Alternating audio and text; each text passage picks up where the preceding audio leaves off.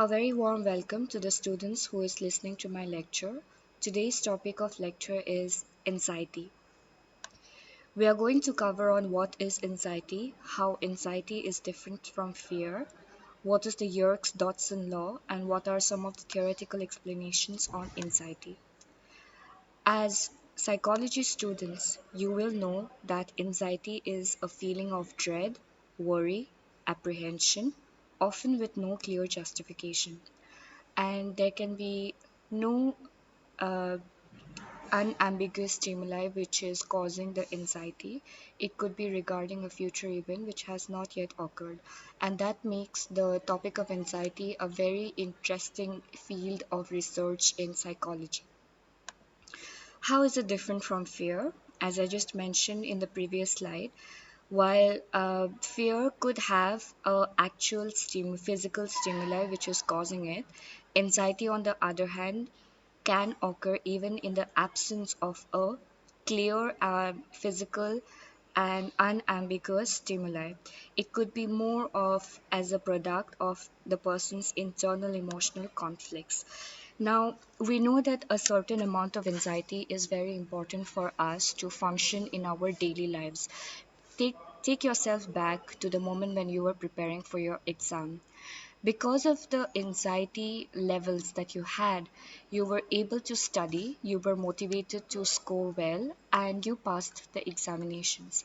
However, if it is a too overwhelming feeling of anxiety that you would have just before your examinations, then it could hinder your performance on the examinations next day. So, this is what the Yerkes Dodson law talks about. If you look at this figure, you have low arousal and high arousal. So, when our anxiety is low, our performance is not so strong or it is not so good. Same will be the case if your anxiety is very high and your performance on any task in life, it will not be adequate or good enough. However, if your arousal level, if you can have your anxiety in the middle, which is your optimal level of anxiety, it's neither too high nor too low, then you will be able to have a good performance. So, this is what the Yerkes Dodson law states, is that an optimal level of arousal is necessary for a strong and good performance. Now, there are many theoretical explanations which tells us about why anxiety occurs, and the psychoanalytic perspective says that the inner emotional conflicts which we have suppressed deep into our unconsciousness, it comes forth in uglier ways.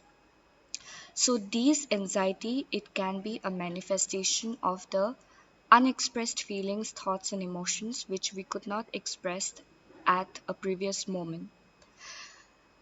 And behaviorism tells us that anxiety is learned. It could be learned through association. For instance, you see a dog biting a person, so you associate a dog with biting. So all the time you see a dog, even if the dog does not bite you, you would feel scared. So that is how the person gets classically conditioned. He learns that the dog is a dangerous object for the person himself. So another way that behaviorist tells that you can also learn anxiety by watching your role models, such as your parents. If you have been brought up in setup where your parents have been overly anxious, then you would also learn to adopt the same coping mechanisms in your day-to-day life.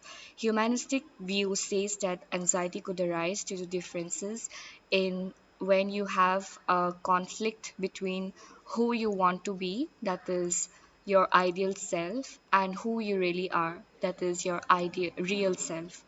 In existential perspective, it says that anxiety arises due to the inability to find a meaning in life.